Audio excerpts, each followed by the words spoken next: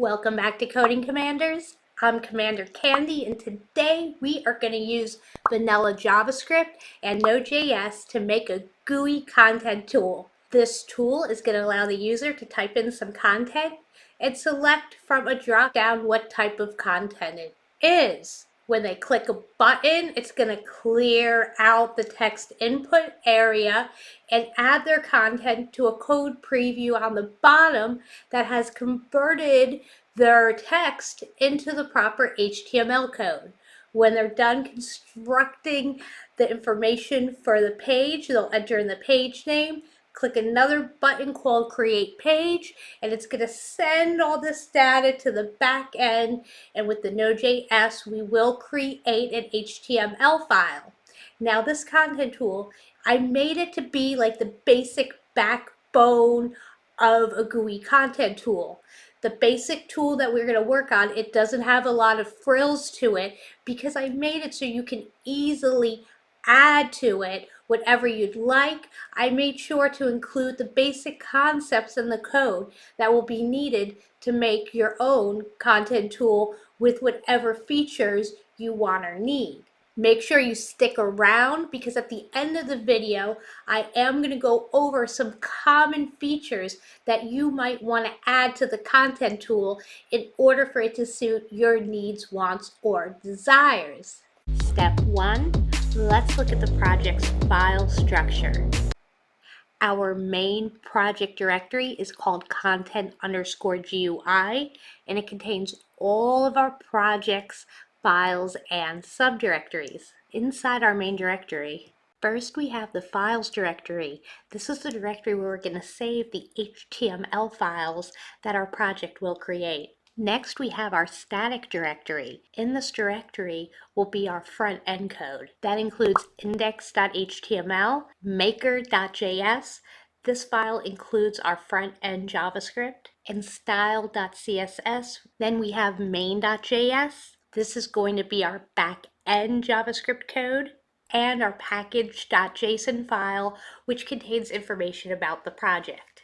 In this video, I'm going to go over the HTML, front-end JavaScript, and back-end Node.js. I am not going over the CSS, but all the code is posted at codingcommanders.com/GUIJS. And I also have extensive tutorials on CSS at codingcommanders.com/CSS. Step 2, create an HTML file. We need to make an HTML file containing the form for the user to enter in their content in order to create the HTML page. Remember, our index.html file is saved in our static directory. We are starting off with a simple little content tool. As an example, I'm going to allow the user to create 3 different types of content: a paragraph, console text, and bordered. We're going to start with our opening and closing HTML tags. We will have our page head, and then we'll have our page body. Inside the page head, we are going to start with some metadata for displaying the page correctly. Then we are going to have our CSS file link. CSS is what styles our HTML elements. Finally, we're going to stick in a page title. I'm calling the title content tool. Now for the fun part, we're going to start on the page body. Let's add our heading, my content tool. Then we're going to have a div with the class myForm. Of course, that class myForm is attached to a CSS class contained in our style sheet. Now we have our text area, which is the input field where the user will type in their content. The class of our text area is called console text. That references a class in our CSS style sheet. The ID is content. The name is content. It's going to contain 4 rows and 50 columns. We have spell check turned on to underline it with that little red line in case somebody spells a word wrong. And the placeholder is going to say type ... Next, we are going to have our label for content type. And we're going to use selects to make that little drop down menu where the user can select paragraph, console text, or border. Each of those are going to be put into options inside our select element. The ID for select element is called content type, and that's also the name. Notice that the value attribute inside each option does correspond with the content type. We have value paragraph, value console text, and value bordered. Next, we have the button that the user is going to click after each piece of content they type in order to add it to the code. That's going to be another text area that we'll create in just a moment.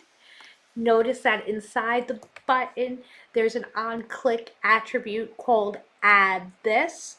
Add this is the name of a function that we are going to write that's going to add each piece of content to the final code inserted into our HTML file.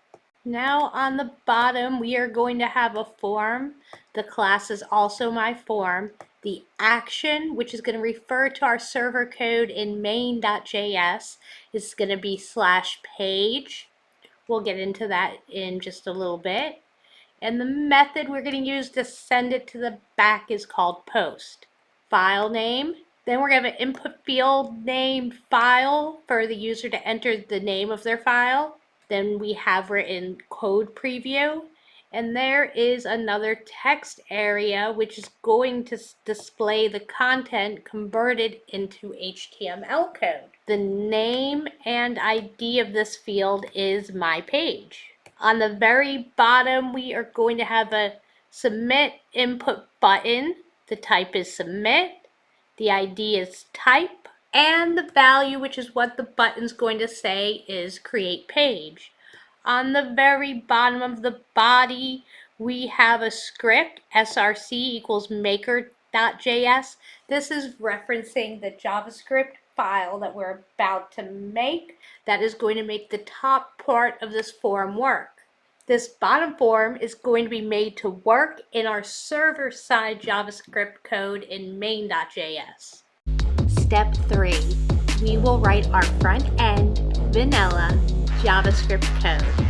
We are going to start off by creating a function called addThis. Remember the button on our HTML file with the onClick event addThis. Whenever the user clicks this button, this function addThis is going to automatically be fired off. Next, we are going to declare a variable called content, and that is going to equal whatever value the user types into that first text area content field. We do so by typing document.getElementById. The ID is content.value. Next, we are going to declare a variable called content type, and this is going to equal the value of the content type that the user selects. Remember, that's that select drop-down menu.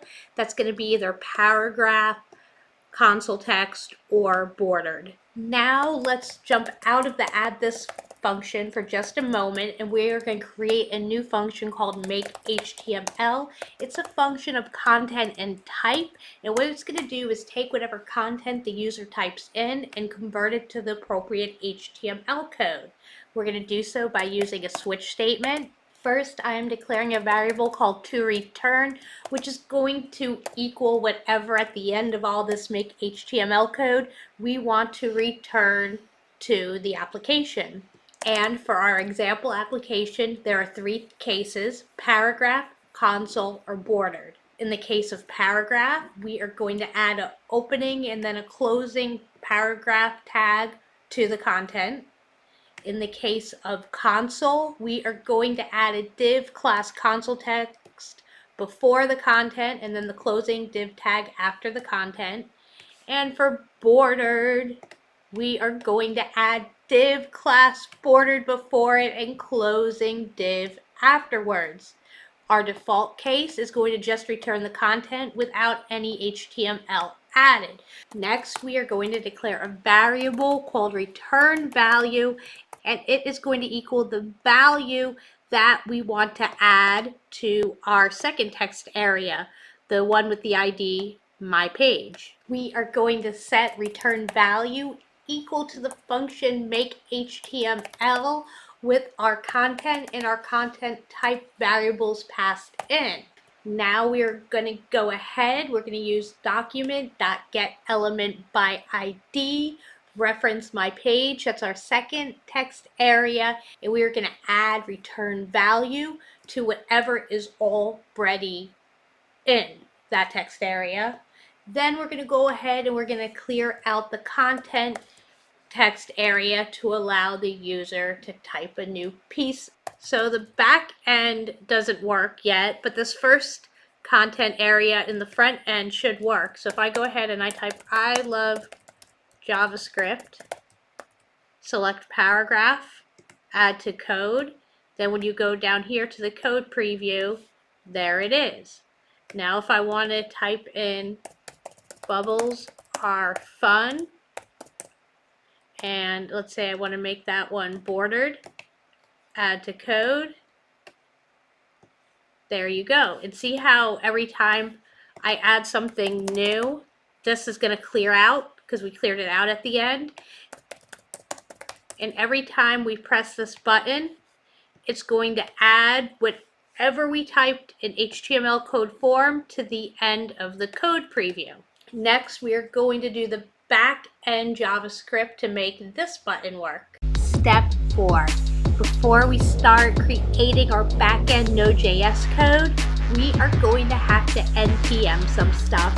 If you don't have Node.js installed yet, I do have instructions on my website for installing Node.js on Ubuntu, Arch, Red Hat, FreeBSD, OpenBSD, Windows, and a link for some others. Just go to codingcommanders.com/nodejs, or you can go ahead and look in the video description for a link. To start off, we are going to type npm init, and this is going to allow us to create our package.json file. A simple developer's GUI. And you can type whatever you want in these fields, add whatever you want. I'm not really filling this out too much, but you can see it tells you enter the keywords, the Git repository, author, license, all this. Is this okay? Yep, that's cool. Next, we are going to have to install Express. That's what we're using to create our server page, which we'll do in main.js in just a moment. Okay, and I think we are set. Step 5, we are going to write our Node.js server code by creating our main.js file. Okay, I am going to use Vim to create the server code, but you can use whatever text editor you like on whatever operating system you are using. To start off, we are going to require Express. This is important in order to use the Express module, which we are using to create our web server.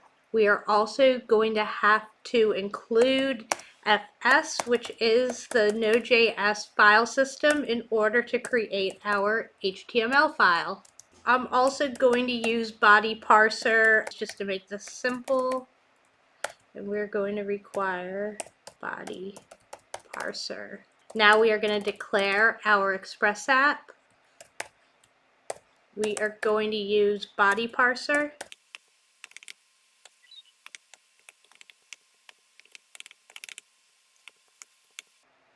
Next, let's allow our web server to serve up some files from our static directory. Remember, that's where our front end code is, our HTML file, our CSS file, as well as our front end JavaScript file. So to do that, we're going to type app use express.static. Directory is called static. Boom. Now let's set up our routes.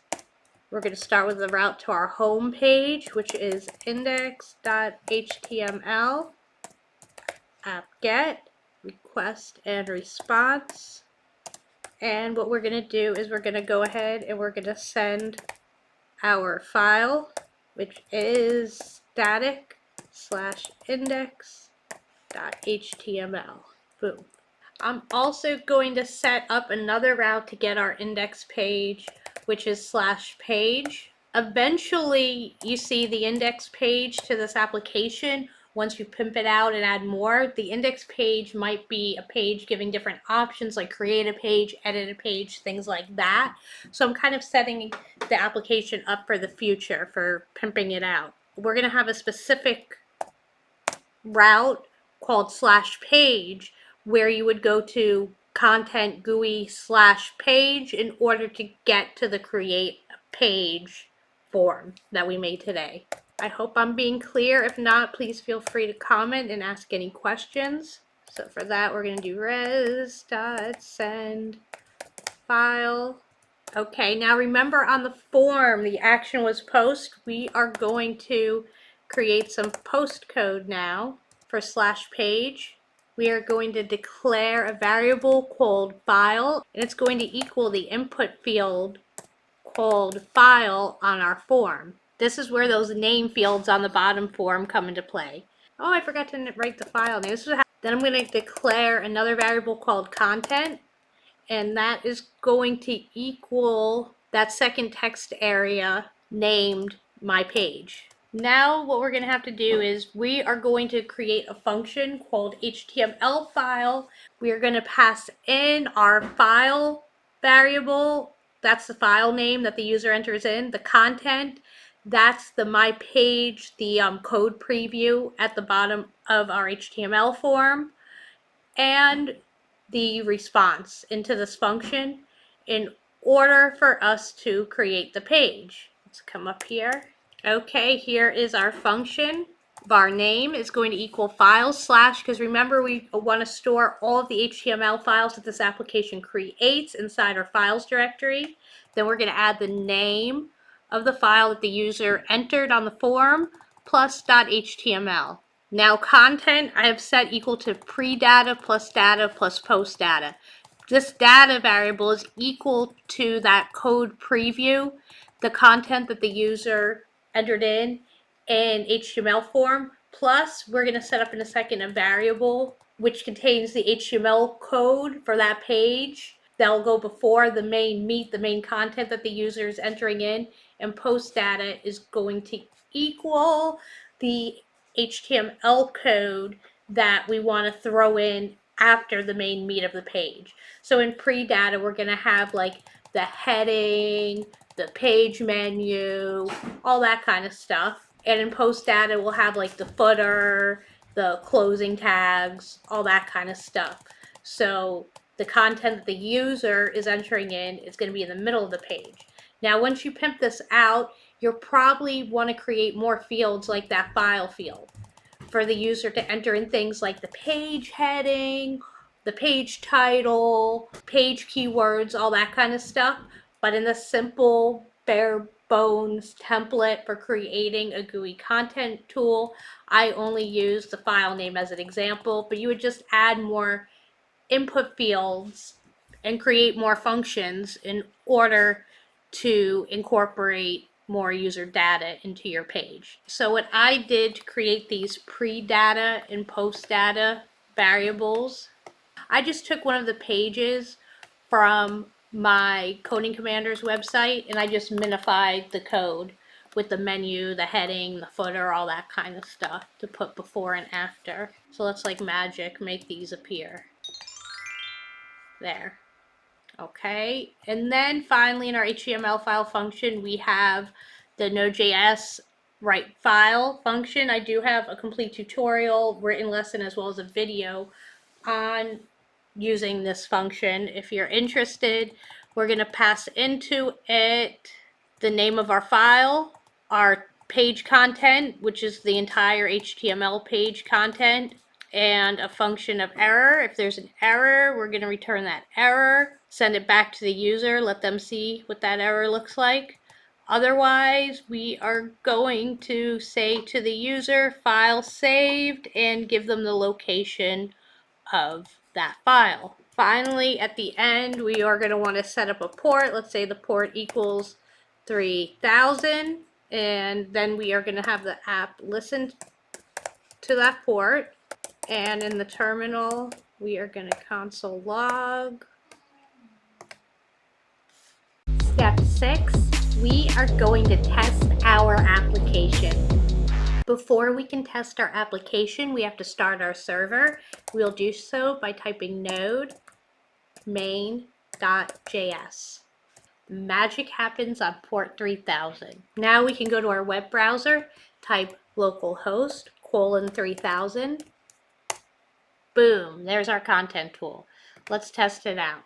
Let's make a paragraph saying I am a paragraph. Add to our code. Boom. Now let's do some console text saying mkdir my dirs. Boom. Now let's do a bordered one saying bordered, add to code. Okay, let's create a file. My test file. Create page. File saved. There's the location. Now let's go back here. Let's cd into our files directory.